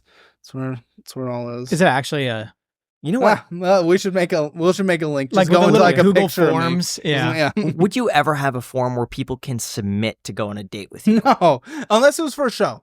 It'd have to be for a show. I Film don't it. think so. Yeah, sure. Because then you just get parasocial. I have a feeling. It would just be like Yeah. fan. It's just like Film, put it on the show. Like do what Jubilee does, where you have like a sheet you in could do a between member you. Show. But where you have a sheet in between you and you're just talking to people, you can't see them. Yeah. And just like have them answer questions, and then you pick the one that Could be you interesting. like the most out of the top 20. and then you go on a date with them, and maybe on the date you discuss credit scores and like savings goals and just things like this, and it's a fantastic show. Yeah, the girl that you picked on your blind date on your, I ended up talking to her just on accident. Oh, really? Yeah. Huh. But long distance, so it didn't work.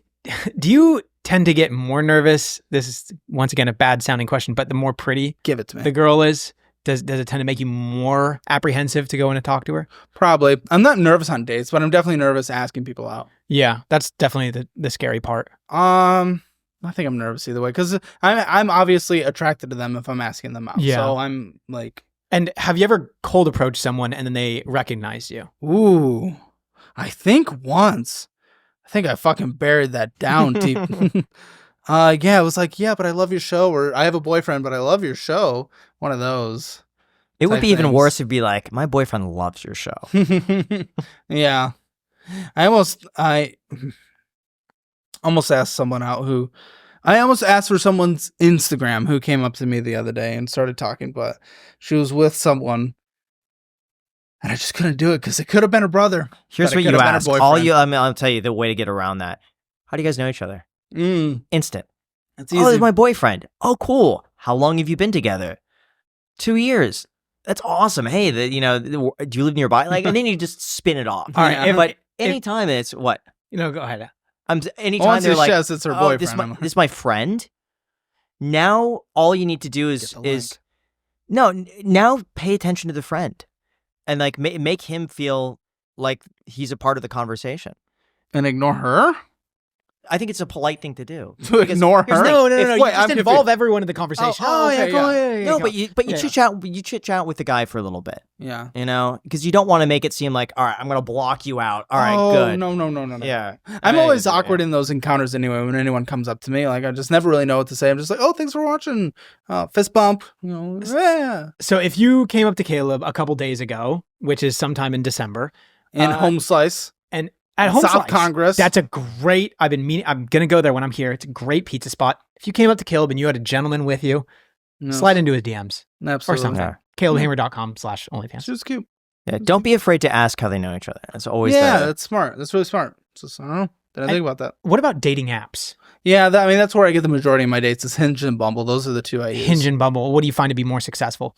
Whatever one I'm focusing on. I can't do both at the same time. So I'm just like going in on one. And what do you think about dating fans? Do you think that's a weird thing, like someone who watches your content?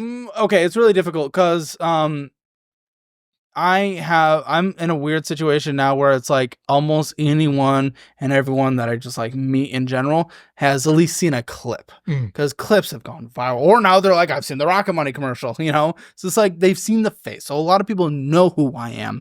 Where they are in the stage of like, oh, I'm a diehard fan, or oh yeah, I just know you exist. That's what I don't know. So I would totally cool to go on a date with, like, unless we get to the parasocial weirdness where it's like they know everything about me, I know nothing about them. That's a bit weird. I accidentally went on one of those dates. They didn't tell me until during.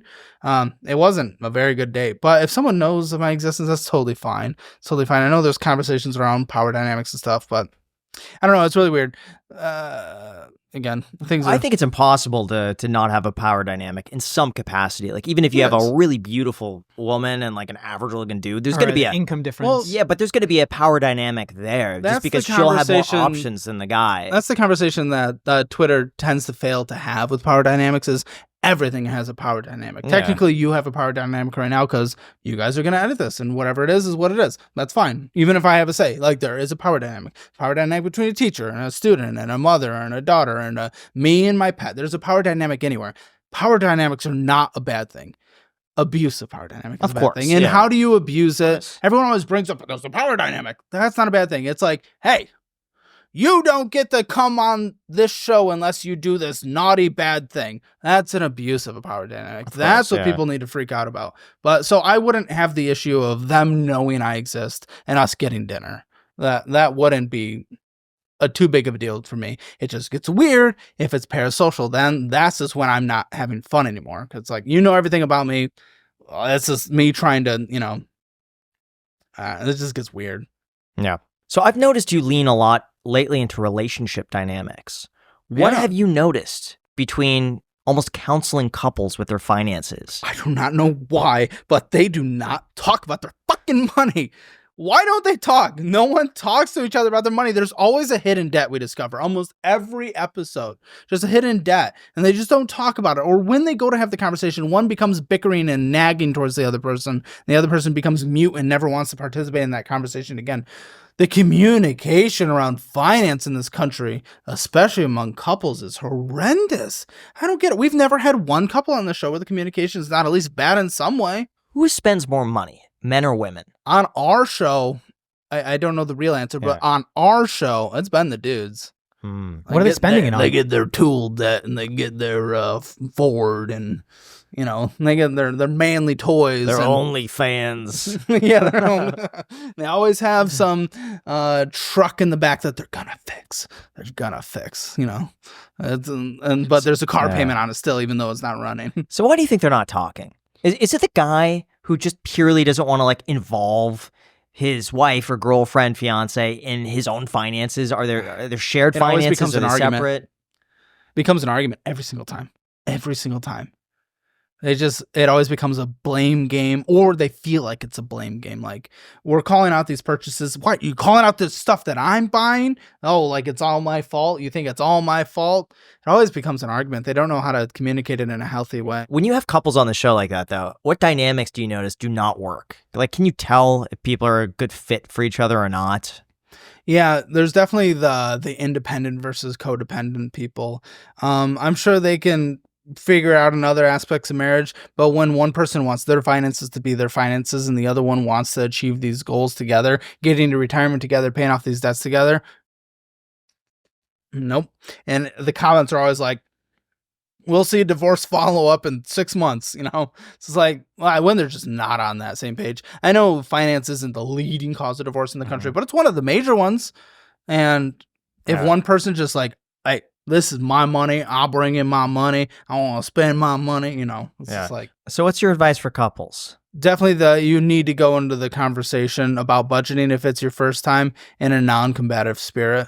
Not doing accusations of, why'd you spend this much money on this toy? It should have been that. Let's document where the money was spent, not who spent it, and just what are the goals we want to do? What does it take to get there? And then budget for those goals equally. Do you think a saver could live a happy life with a spender? As long as they're willing to hit the goals together, I think so.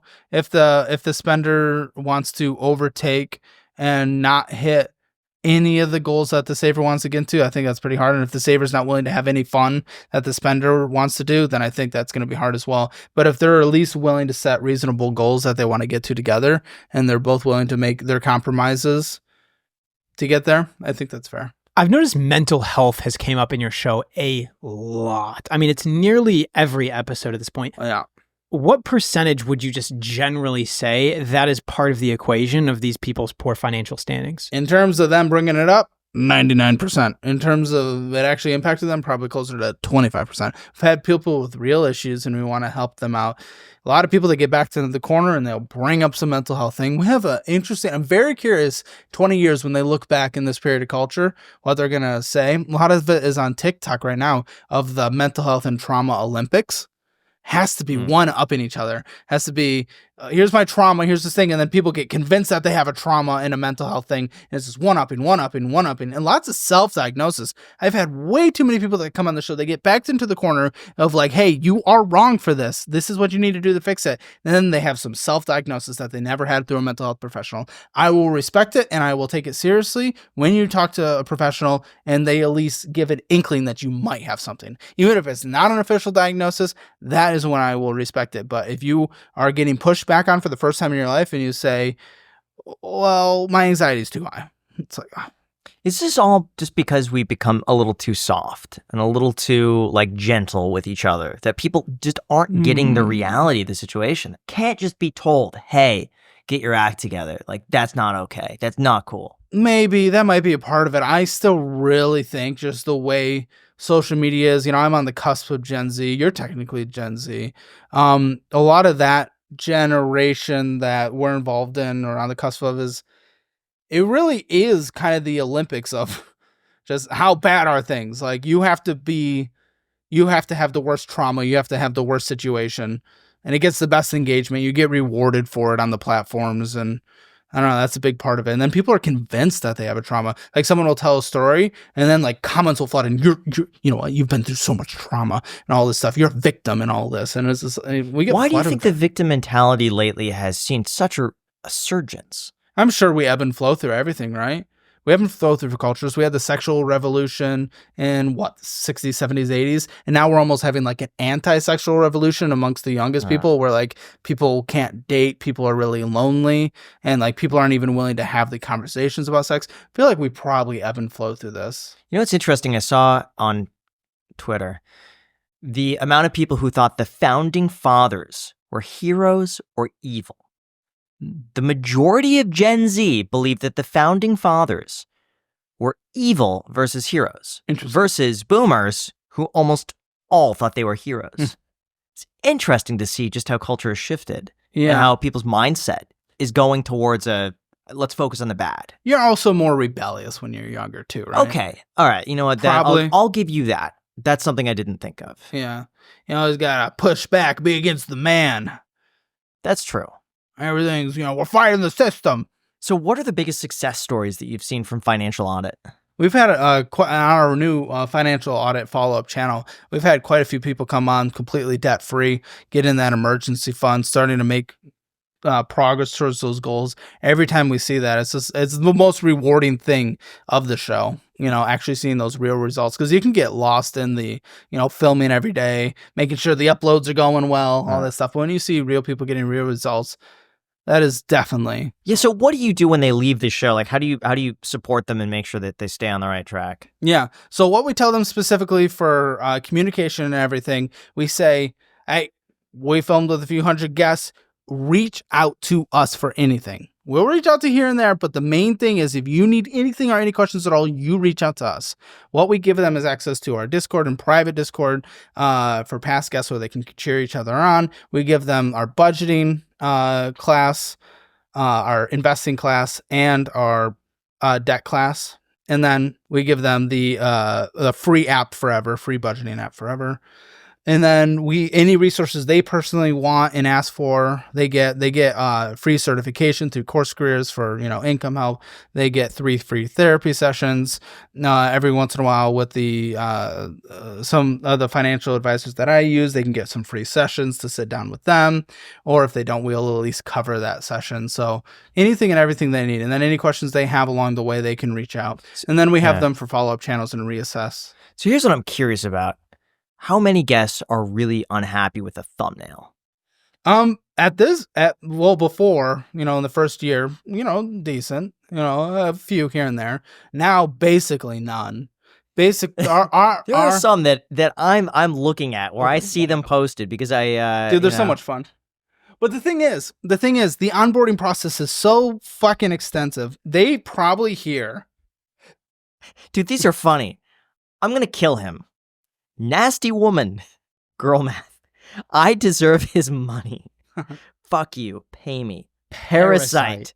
With every single one of them, the first phone call they have, it is told about the titles and thumbnails. Plus, again, they're from the audience. They literally see it. But how about this one?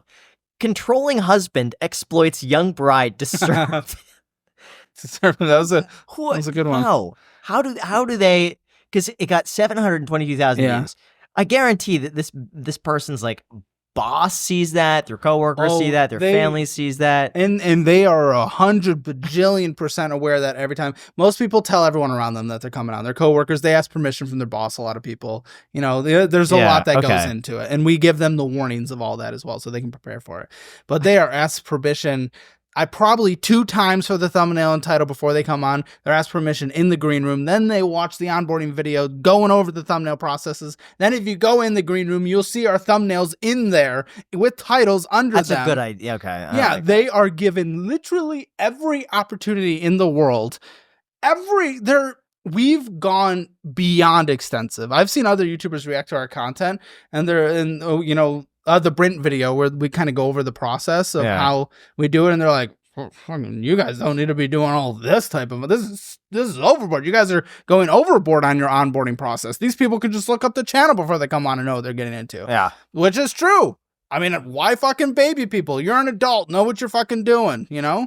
You're going on the show. But also, fuck it. We do have a responsibility in my mind. I wouldn't feel morally comfortable if we weren't giving them every opportunity in the world to know exactly what they're doing. So, but even then, do you ever get people still saying after the fact, I don't like it? Or it's like, hey, I know what I'm getting into. I understand it. I'm an adult. They are my own so choice. beyond aware. They are so beyond aware at this point that we don't get a single complaint.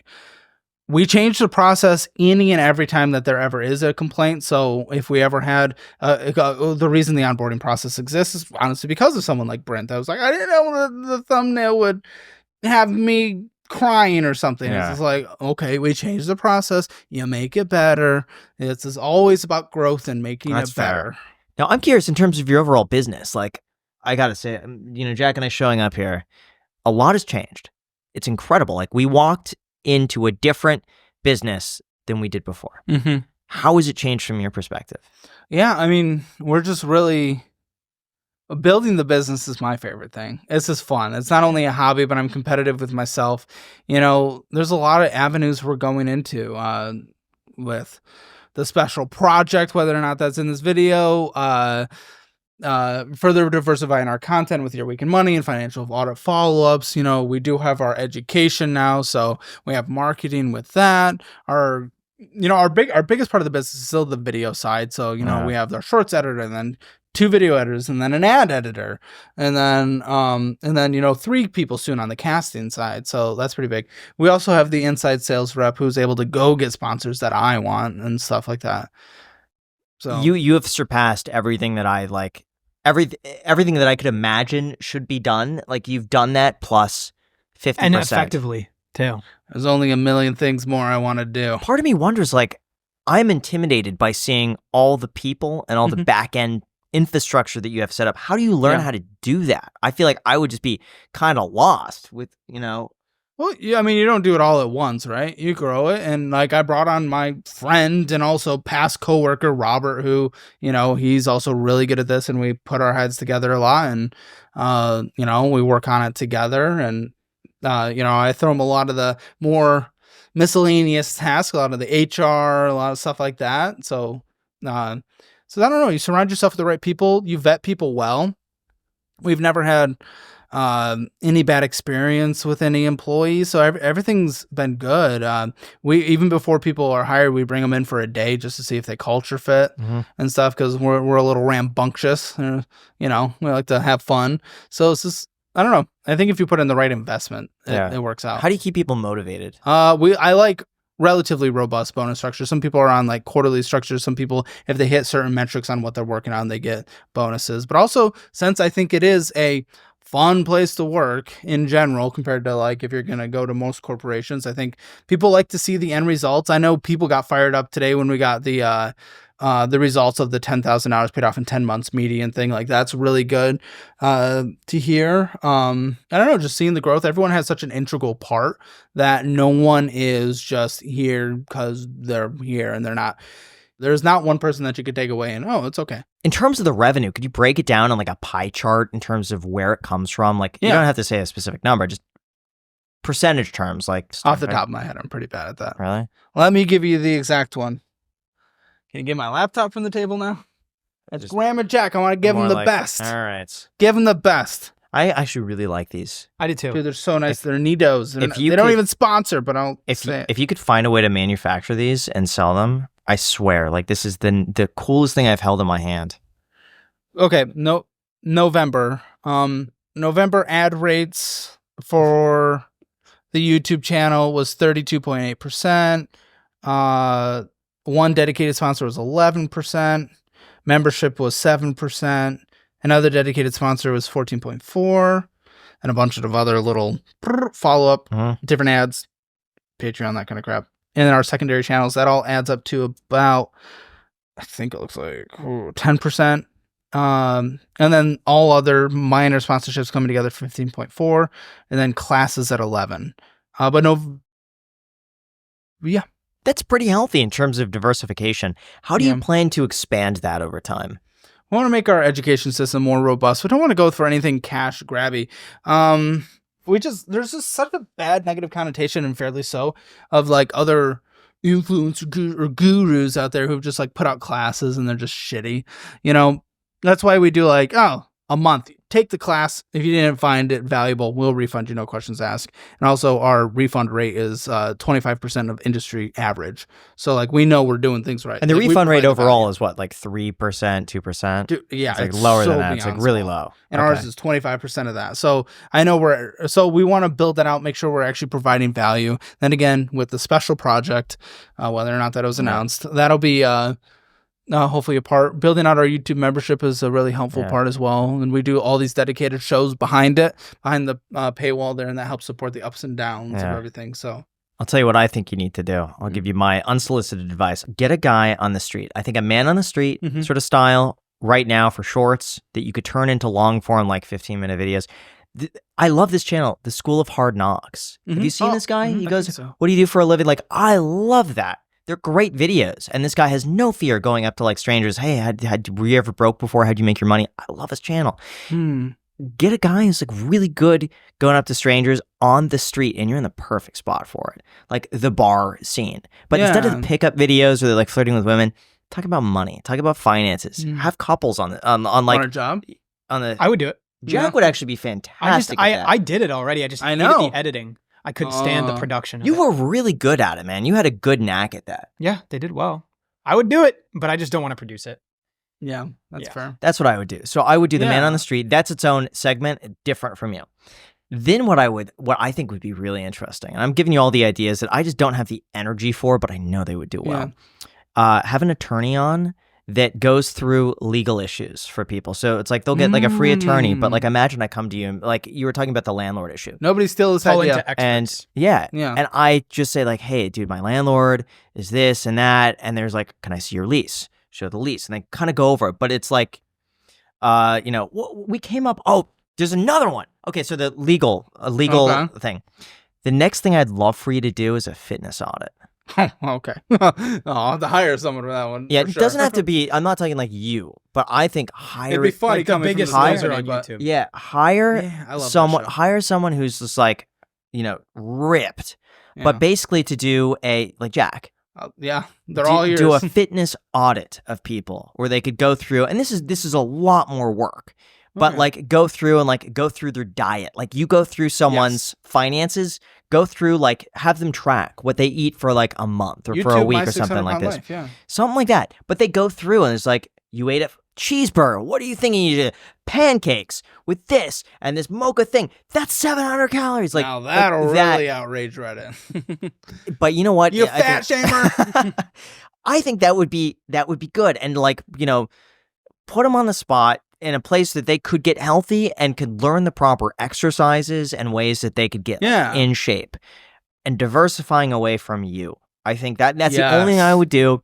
And eventually you have the Caleb Hammer, the audit brand. Yeah. Because right now you got financial audit. I want to see fitness audit. I want to see legal audit. Yes. That's it. I want to see the man on the street. Why aren't you doing things? I don't have the energy for it. Like I don't have your energy. You're not old yet. I have zero motivation to do it. Like to me, it sounds daunting. It sounds like a ton of work, and I'm like, do I really want to do that? Probably not. Is this the guy you want to partner with? Are you sure you don't want to? Well, Jack doesn't have motivation. I'm trying to whip Jack into shape. That's false. The thing is, we're both passionate about what we're passionate about, and it's hard to expand the parameters. Right now, the iced coffee hour for me is all I want. It's all I need. I would consider doing other things, but most of the time the juice isn't worth the squeeze. Like I want to go and I want to make straight interview videos, but at the same time, I don't want to do all of the post-production process. I want to go try this thing out, but I know that that's going to also, there's going to be all of this auxiliary work with any other venture that's taken on. There's nothing wrong with hiring people. 100%. Hiring good. We pay a lot of like agencies to do certain things for us, and we have a few people that we pay to take care of a lot of our responsibilities. So we don't really have any like full-time employees, but we do have money going out to several different people that provide services for us that make our lives easier. You like third parties because that's the thing. We're trying to in-house almost everything because I feel like no one cares. You make a lot more than us. Yeah, okay. So that also, well, maybe if you in-house things more, you would be able to make things better, though. True.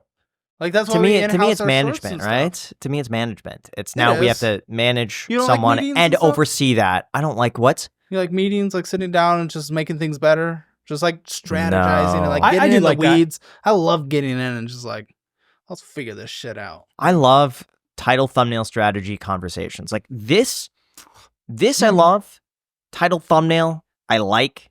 And then the review process of making sure the episode is perfect. Like, Nothing I like hate that. more I- than sitting I- down and making a thumbnail. I would prefer to build out like systems than I would that stuff, honestly. Really? Yeah. We all sit in that room over there and we spend an hour 3 days a week making titles and thumbnails. And I Could always hire never me. felt a noose around my Just neck. hire me as a consultant. Oh, That's all it is, man. you would make ours too Give nice.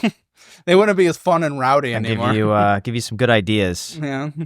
So in terms of your own finances, you mentioned in the past that you're worried about dying poor in a Walmart floor.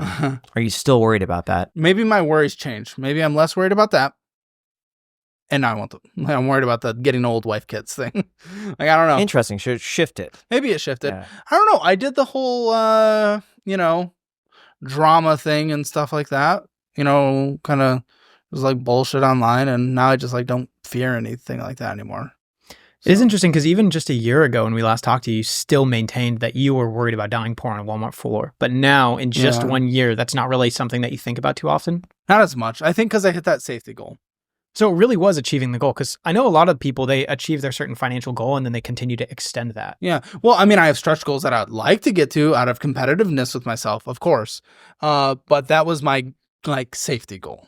Safety goal. And I hit it. And you don't feel as worried about money now that you've hit that. No, not at least everything collapsing. No. Do you worry about everything collapsing? Well, if everything collapsed, I'd be fine. Unless everything collapsed countrywide, but then we'd all be fucked. Sure. That's interesting. I've not noticed much of a correlation between me feeling like financially secure and money. Yeah. It's just, I still feel the same. But that's probably more of a mental thing Yeah. where I'm still kind of like looking over expenses. I'm still kind of thinking about like, do I really need that on Amazon? Probably not. I could give you 3 free therapy sessions if you need. I'm good. I'm good. talk to a financial therapist, maybe. I'm going to tell you a huge life hack. Yeah. Huge. This will save you all your money in taxes. Marry someone who's a real estate professional. All of a sudden now, real estate losses can be deducted against your active income. Assuming she's full-time in real estate. So now here's what this means. Let's just say, I'm just round numbers here. You make $1 million in a year. Mm-hmm. Now you're paying taxes on that $1 million at 37%. Let's just call it 300 grand wiped away, gone, poof, done forever. Mm-hmm. But your wife is a real estate professional. Well, guess what? Now you buy a commercial property with $500,000 down. It's a $2 million property. Now, on that $2 million property, you could do what's called cost segregation analysis, where basically they go in and they say, hey, this ceiling has a lifespan of 15 years. These floors have a lifespan of 7 years. Here's the value of all of this. Here's the depreciation schedule, and here's what we could take bonus depreciation on. So maybe on that $2 million building, again, round numbers, you get $1 million of active losses as a write-off. Now, all of a sudden, you got $1 million income, $1 million of losses. Merge the two. Zero tax whatsoever. Putting that on the dating profile. Yeah. Must be real estate. Now, here's the thing. In fairness, that does lower your cost basis on the real estate. So if you were to sell, that then becomes active income. You're going to have to pay the taxes. Sure. The goal is that you just keep 1031 exchanging the properties, you keep tax deferring it, and you build a whole nest egg of tax-free income. Then eventually you die. And you could leave, I think as of now, it's $28 million tax-free to your heirs, or you could do a trust, and there's other things that you could do on that. There you go. Save No you a one would ton of money. complain about 28 million. No. So that's pretty good. Jack- That'd be Jack crazy. might That would complain be a a little crazy. bit, yeah. That'd be a crazy number. This sounds pretty, aggressive, but have you ever considered trying like Ozempic? Needles. I'm really big scared guy. What if someone else does it for you? What's the needles? What if you don't look at it? I hear it's like a pen, right? Isn't it like one of those things? The idea of a needle existing is already making my legs go queasy. Interesting. Okay. It's like go, ugh. That's fair. I was just curious about that because I know a lot of It's people are trying interesting. it. It's very effective. I've I wonder- heard, not advice there, but I've heard it works. Yeah, well, one thing I would be interested in it's kind of like debt consolidation, right? So you still need to change the behavior, or else that's not going to be sustainable long term. Like you can debt consolidate, but if you don't change the behavior, you're building those credit cards all the way back up. So like I'd be open to it. If you guys ever see me become skinny, it's probably not because of Ozempic, because I'm a little pussy with needles. So No tattoos either. I'd love You a wouldn't do bass clef though. Bass clef right here, musical bass. That clef. would be cool. Yeah, for my trombone days. You know what I would do is a bass clef on the one side and a hammer. On the other Hammer, side. I could not do hammer. a A hammer would A just hammer, be, not a it would camera. be a little Do a too much, hammer. I think. You don't think a hammer? No, that's so egotistical and just like weird. Yeah. What is a criticism that you get a lot that you think is completely invalid? No, you guys brought up the interesting one earlier. The what did you guys call it?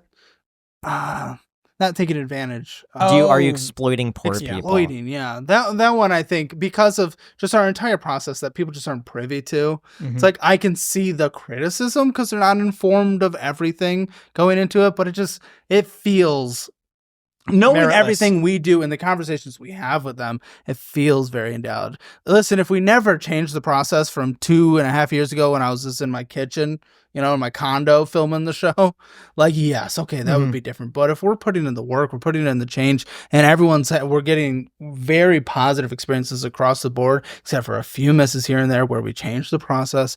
Yes, I would agree. But that just, I don't know, it's bad takes. Again, everyone's just, one thing it's really interesting online that I think, actually, no, no, I don't know.